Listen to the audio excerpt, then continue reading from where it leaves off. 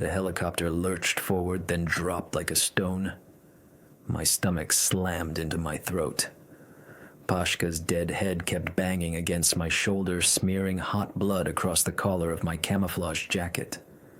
His eyes were still open, fixed on nothing. I shoved the corpse away with my elbow. Rigor mortis had already locked his neck at a sick angle. The cabin stank of cordite, blood, and burning hydraulic fluid.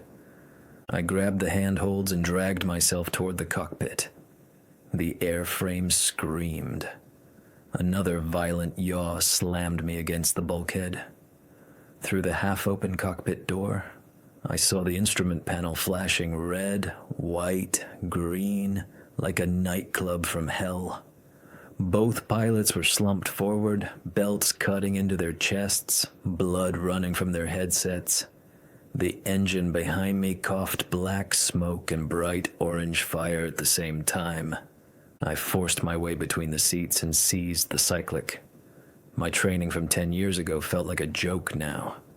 Hands shaking, I pulled back. Nothing. The helicopter kept falling. Altitude, 400 meters, and dropping fast. Through the windshield, I saw the rock wall coming at us sideways. No time. I spun, stumbled back into the troop compartment, and threw my weight against the PKM on its pintle mount. The bolts were jammed tight. I hammered them with the heel of my hand until they gave. The 12-kilogram gun came free. I shoved it out the open door first, then dove after it. Cold air punched me in the face. I tumbled, arms flailing, rocks tearing at my uniform. My helmet cracked against stone once, twice. Pain exploded behind my eyes. I slid, rolled, and slammed chest first into a boulder. The impact drove the air from my lungs. Boom. The Mi-8 hit the cliff 50 meters above me. The explosion lit the snow orange. The tail boom snapped off. Rotors shredded. Fuel tanks ruptured. The whole thing cartwheeled down the gorge in two burning halves and vanished into the darkness below. The shockwave rolled over me, hot and loud. Silence followed, broken only by the hiss of steam and the crackle of burning metal far below. I lay on my back, gasping. Blood ran warm down my neck. I touched the back of my head. Split scalp, but skull intact. Good enough. I forced myself to my knees. Legs worked. Arms worked. The sling of the PKM had stayed around my neck the whole fall. The gun lay 3 meters downslope, half buried in snow. I crawled to it, dug it out, checked the action. Feed tray bent, but the bolt still moved. The plastic buttstock had shattered, but I could fire it from the hip if I had to. I slung the 12 kilos across my chest and started walking. Rain began to fall, small sharp needles that stung exposed skin. The clouds dropped so low I couldn't see 20 meters. Perfect. If I couldn't see them, they couldn't see me. An hour later I found the trail. 2 ruts worn into the rock by donkey hooves and boot soles. I followed it downhill, moving slow, finger resting beside the trigger guard of my Grash pistol. Voices ahead, male, laughing, 4 sets of boots crunching on gravel. I stepped off the trail and crouched behind a rock. They came around the bend, 3 men in mismatched camo and pakol hats. The oldest, maybe 35, walked in front, AKMS slung loose across his chest. The 2 younger ones, barely 20, carried their rifles like they were on a hike. Between them walked a woman. Rags for clothes, bare feet black with filth, hands tied behind her back, rope looped around her neck like a leash. The leader held the end of it in his left hand. They saw me at the exact same second I saw them. The leader's eyes widened. He opened his mouth to shout. "Stoi!" he barked, raising his rifle muzzle toward me but not yet shouldering it. 5 meters. Left side to me. Safety still on. I could tell by the way the selector sat. The 2 kids froze, unsure. "Who are you? Where did you come from?" the leader demanded in bad Russian. I didn't answer. My right hand was already inside my jacket pocket, fingers wrapped around the grash. I drew and fired twice, center mass. The first 9mm round punched through his sternum. The second took him high in the chest. He dropped to his knees, eyes locked on mine, confused, like he couldn't believe it happened so fast. The kid on the left fumbled for his rifle. Too slow. I shifted aim and put 2 more into his torso. The impact lifted him off his feet and flung him backward. His AK clattered down the rocks. The kid on the right got his rifle halfway up. I pivoted and fired twice more. Both rounds caught him in the throat. Blood sprayed in a red fan. He spun, gurgled, and collapsed face down on the trail. The leader wasn't finished. He was on his knees, coughing blood, trying to bring his AKMS to bear with one hand. The muzzle flashed. 3 rounds cracked past my head. 1 hit my left elbow like a sledgehammer. Bone shattered. My arm went numb from shoulder to fingertips. I screamed through clenched teeth. He tried to fire again, but the bolt locked back. Empty. I stepped forward and put the pistol against his forehead. He looked up at me, eyes wide, pleading. "Please," he rasped in Pashto. I pulled the trigger once. His body fell backward, legs kicking twice before going still. The woman hadn't moved. She stared at the bodies, then at me, chest heaving. Rainwater ran down her face, mixing with tears, or maybe just the weather. I holstered the smoking pistol with my good hand and looked at her. "You understand Russian?" I asked. She nodded, fast. I drew my knife and cut the rope around her neck, then the bindings on her wrists. She rubbed the raw skin, never taking her eyes off me. I pointed downhill. "Move." She obeyed instantly. I slung the PKM higher on my good shoulder, grabbed the dead leader's AKMS with my right hand, and followed her into the fog. Behind us, the rain kept falling, washing the blood off the rocks and into the dirt. The thought flashed white hot. He still had one in the chamber. The round had torn through my left elbow joint like a red-hot nail. My arm hung dead, fingers already swelling inside the glove. The mudge on his back stared up at me, pupils blown wide, blood bubbling between his teeth. He knew he was finished, and that knowledge made him look almost human for half a second. I raised the grash again. My right hand shook from adrenaline and blood loss. First 2 shots screamed off the rocks. Third shot finally punched through the bridge of his nose. His head snapped back, then rolled to the side. Done. I staggered back, slamming against a boulder. The world tilted. "Natalia, come here," I rasped. She crept forward, barefoot on the freezing stones, eyes flicking from corpse to corpse. When she got close enough, I saw the tremor in her knees. "Turn around." I tucked the pistol away, pulled my knife, and sawed through the rope at her wrists. The skin underneath was raw, purple, infected in places. "You speak Russian?" I asked. She opened her mouth. Nothing came out but a wet click. She pointed inside, pulled her cracked lips apart with shaking fingers. No tongue. Just a black, cauterized stump. My stomach lurched. I had seen men skinned alive, but this was intimate cruelty. "Motherfuckers," I whispered. She watched my face like she was waiting for me to decide she was damaged goods and put a bullet in her too. Instead, I motioned with my good hand. "Help me with the gun." She grabbed the PKM sling with both hands and lifted the weight off my neck. 12 kilos felt like 50 with only one arm. I dug into my med pouch with my teeth, tore open a syringe of promethazine morphine mix, and punched it through the sleeve into my deltoid. 30 seconds later, the pain dulled to a distant throb. I pulled a Snickers from my pocket. "Eat."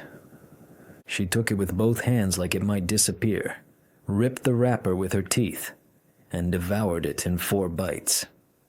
I stripped the dead commander of his padded jacket, still warm, smelled of sweat, hashish, and gun oil.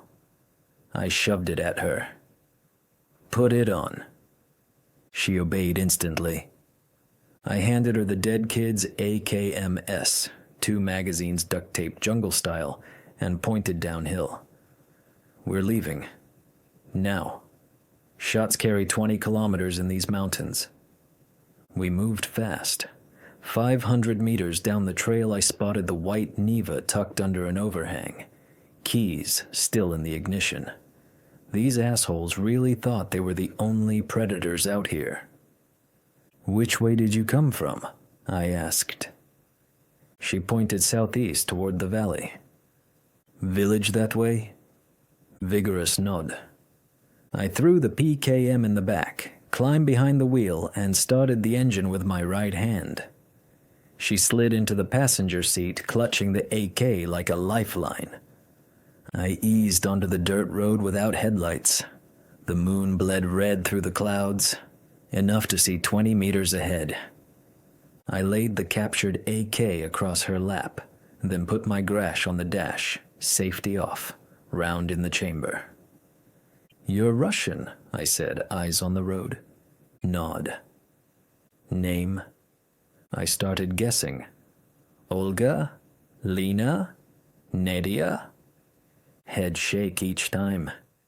"Natasha." She nodded hard, tears starting again. "How long have they had you?" She held up 2 fingers, then tapped twice more. 2 years.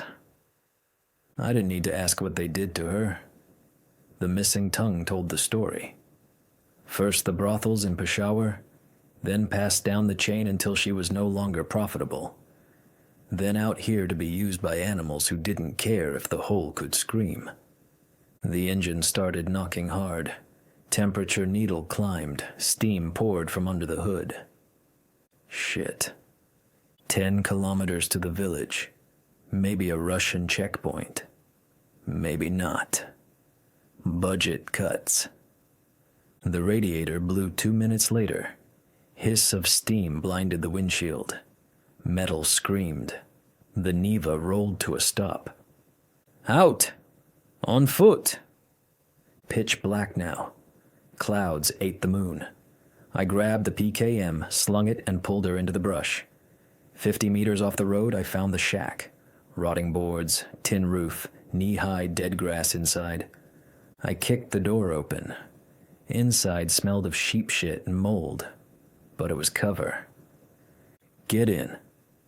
I raked the old hay into 2 piles. "Lie down. Try to sleep." She sat, knees to chest, staring at me. "I don't rape women, Natasha. Relax." I tried for a joke. It fell flat. I laid the PKM across my lap, muzzle toward the doorway. AK beside me, bolt forward on a live round. I was out in seconds. Woke to the sound of hay rustling.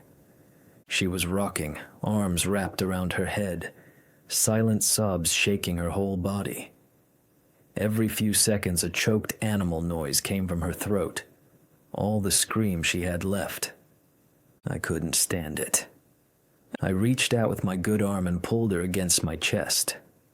She went rigid for a second, then collapsed into me, face buried in my neck, tears soaking my collar. I held her until the shaking stopped.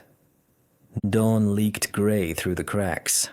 We were still wrapped together under the stolen jacket when I felt her lips on my jaw, tentative, then desperate. She kissed my cheek, my mouth, my eyelids, gratitude, terror, need, all mixed together. Her fingers dug into the back of my neck like she was afraid I'd vanish. I kissed her back. Hard. For a moment, the war, the pain, the dead friends, everything disappeared. Then I heard engines. I pushed her down and crawled to the doorway. 6, maybe 7 men moving tactically through the brush, spreading out to flank the shack. A KS up. They knew exactly where we were. Natasha, stay low. My call sign is Gyursa 377. If I go down, you scream that into any radio you find. Got it?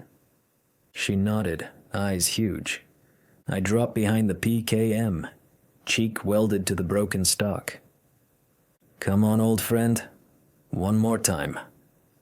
I opened up, 3-round bursts. The first 2 Mooj dropped before they knew what hit them. The rest scattered, returning fire. Rounds snapped overhead, chewed the back wall into splinters. They split into 2 fire teams trying to envelop us. Natasha dragged the spare AK to me across the dirt, then pressed herself flat. I burned through the belt. The gun clicked empty. I snatched the AK, slapped in the last mag, and started shooting one-handed. They were 30 meters away and closing. Another burst cracked the air right over my head. Wood exploded. We were done. Then I heard it. Diesel growl, tracks on stone. A BMP-2 roared up the road from the village, 30mm cannon already hammering. The Mooj broke and ran. The turret traversed, cannon fire walking up the slope, shredding bodies. I stood up slowly, right hand in the air. Russian voices shouting, "Friendlies! Cease fire!" Natasha was on her knees behind me, hands over her face, sobbing without sound. I turned to help her up. Something punched me dead center in the chest. The world went black. The round hit me dead center just below the sternum. No sound. Just a hammer blow that folded me in half. Natasha's mouth opened in a silent scream. Then everything went black. Next stop, Kaliningrad. Wake up. The conductor's voice scraped at the edges of my skull. A fist pounded on the compartment door. Wake up. We're here. I jerked awake. My mouth tasted like copper and old cognac. The top bunk of a second-class sleeper car. My watch read 0547. Outside the window, gray dawn smeared rain across the glass. The train was already breaking. I was alone. The guy who'd shared the compartment last night had vanished sometime after the Belarus border. I sat up slowly. My left arm throbbed in its sling. The scar under my shirt itched like fire. 2 months in a coma, 1 month wired to machines in Kanki, 4 more months of hospitals and commissions. The bullet had missed the heart by 3 centimeters and exited clean. They called it a miracle. I called it bad luck. I dressed, pulled on the old leather jacket, grabbed the duffel and stepped into the corridor. The train crawled under the glass roof of Yuzhny Station. Doors slammed. People pushed past me like I was furniture. Kaliningrad smelled exactly the same. Wet leaves, diesel, and the Baltic Sea rotting somewhere in the distance. The taxi ride to my old apartment took 20 minutes. The closer we got, the heavier the pressure in my chest grew. Something was wrong. I could feel it the way you feel a sniper's crosshair on your neck. 4th floor. Key still worked. I pushed the door open. TV on low. Smell of fried eggs and coffee. 2 plates on the kitchen table. 2 mugs. For one stupid second, I thought maybe she waited. "Igor!" Svetlana's voice behind me. I turned.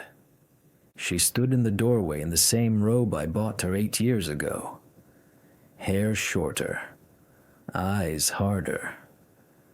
"Didn't expect you," she said. Clearly. I nodded at the table. "Breakfast for 2?" Her new man stepped out from the hallway. Mid-30s, soft around the middle, expensive sweater. He looked like the kind of guy who sold insurance and called it a career. "Who's this?" I asked. "Igor. Please. Don't make a scene." "Scene?"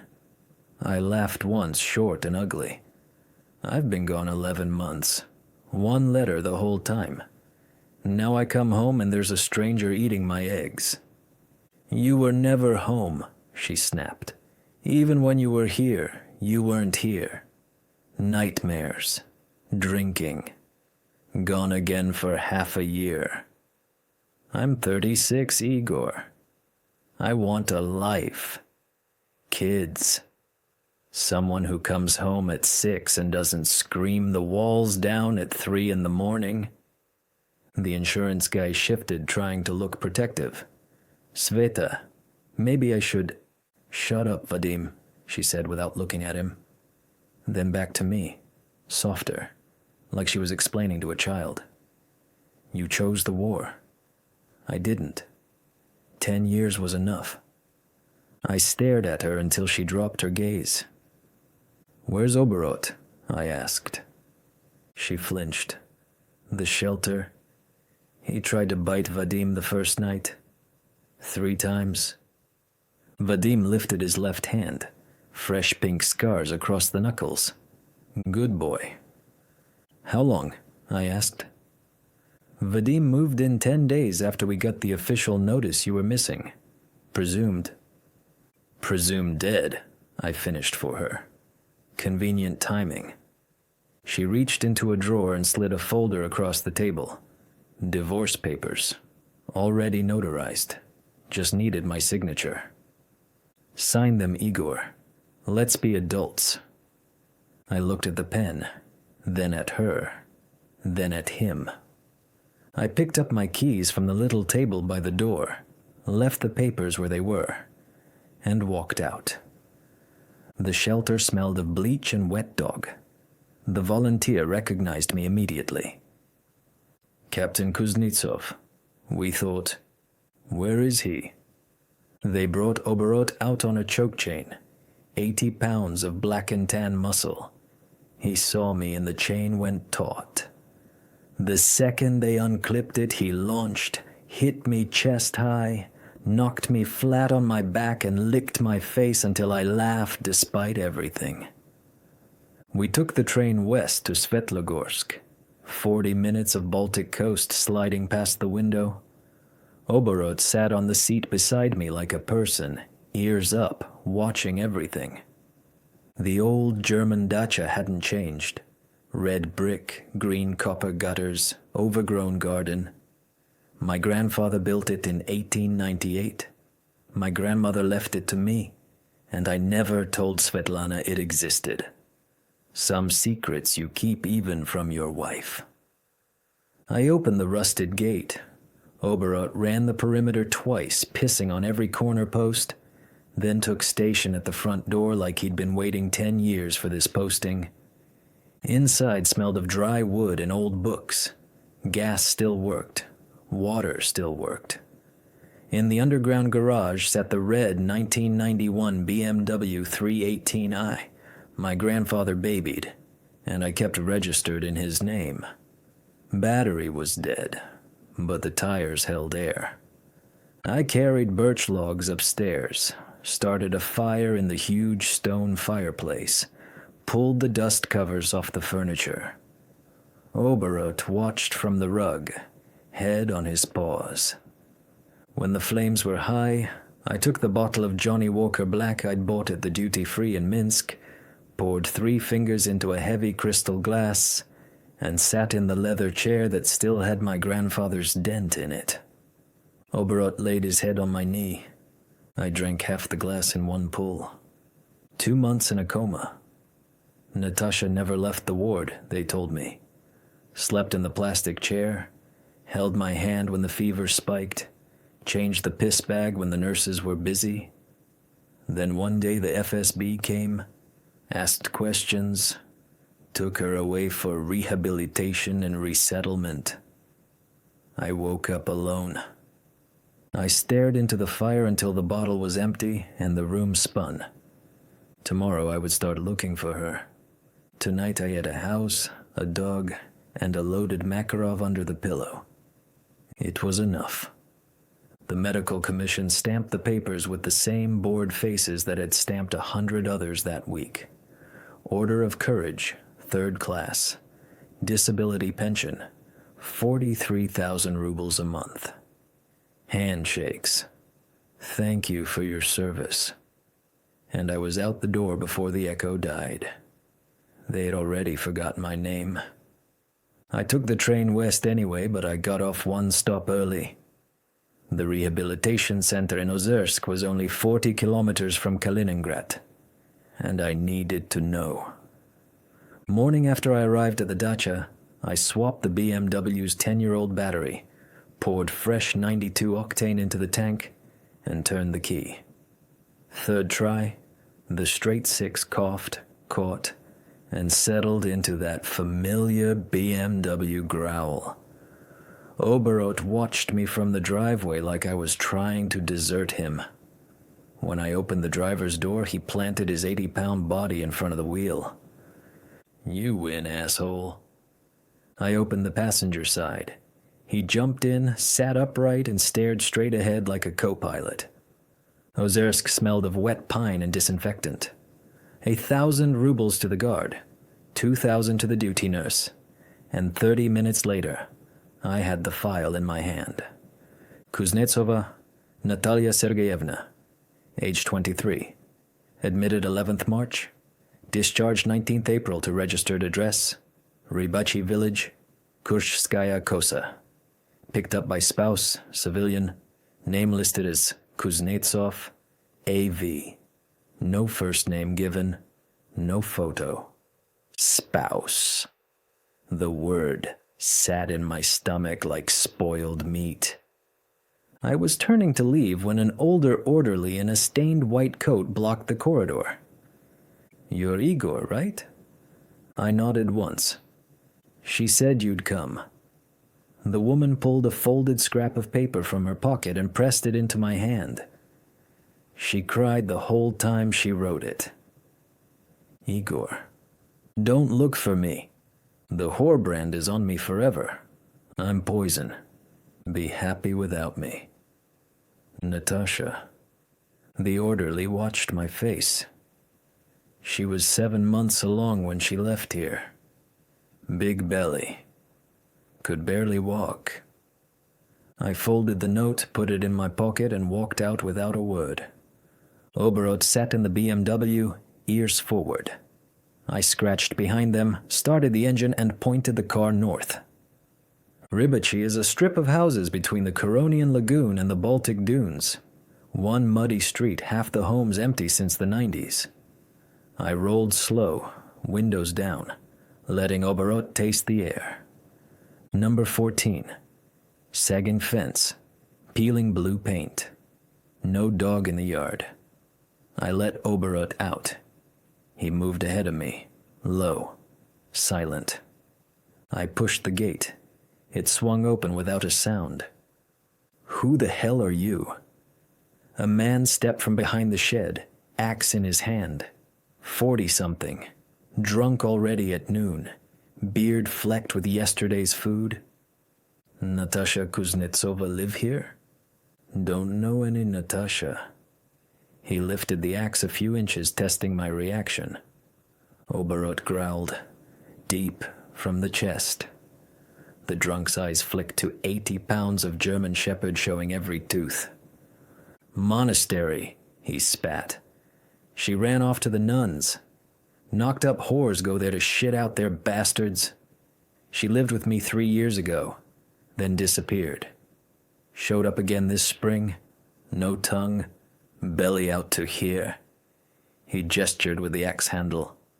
I don't need some Muji's leftover kid. Told her get out. She's at the priory on the hill. End of the road, past the pines. He spat on the ground. Tell her not to come back. I whistled once. Oberot returned to heel. We backed out the gate and drove. 3 kilometers of potholes. The pines closed overhead like a tunnel. Then the trees broke, and the monastery appeared. White walls, gold onion dome, a small sign that read, St. Elizabeth Shelter for Women and Infants. I left Oberot in the car with the windows cracked and walked to the gate. A nun in black opened the wicket. I'm looking for Natalia Kuznetsova. The nun studied my face, then my left arm in its sling, then the military ID I held out. She gave birth yesterday. Boy, she's weak, but you can see her. 5 minutes. She led me across the courtyard, past rows of tiny windows. My pulse hammered in my ears so hard I barely heard her. The door to the common room opened. Natasha stood there in a gray dress 2 sizes too big, hair cut short, face pale and thin. In her arms, wrapped in a white blanket, was a newborn, eyes shut, tiny fist against his mouth. She looked at me. Her eyes filled. She didn't move. I took 1 step, then another. The nun closed the door behind me, leaving us alone. Natasha's lips trembled. She tried to speak, couldn't, tears already running. I reached out with my good arm and brushed the baby's cheek with 1 finger. Warm. Alive. Mine. She watched my face, waiting for disgust, for rejection, for the brand she still felt burned into her skin. I slid my hand to the back of her neck, pulled her gently forward until her forehead rested against mine. The baby made a small sound between us. I kissed her temple, tasted salt. I found you, I whispered. She closed her eyes and let the tears fall.